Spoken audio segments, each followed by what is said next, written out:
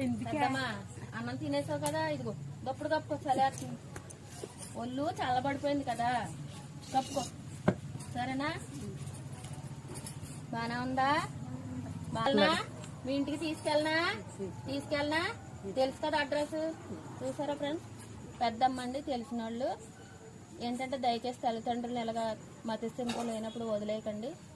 Okay friends, ఇట్లా అవుతుందండి. ఇక్కడ నుంచి వెళ్ళిపోయి అయినా సరే ఇల్లు గుర్తు పెట్టుకుని వచ్చేసిందండి. ఇక్కడికే అన్నం పెట్టానండి, తిన్నదే. ఇప్పుడైతే వాళ్ళ పిల్లలు తాడేపల్లిగూడెంలో ఉంటున్నారండి. తీసుకెళ్ళి చెప్దాం అనుకుంటున్నాను నేను.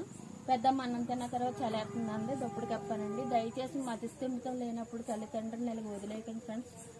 చూసారండి, ఇదిగో పెద్దమ్మ, తెలిసిన వాళ్ళని చెప్పాను కదా, వాళ్ళ అబ్బాయికి ఫోన్ చేశానండి. వస్తానన్నాడు, తీసుకెళ్తాడండి.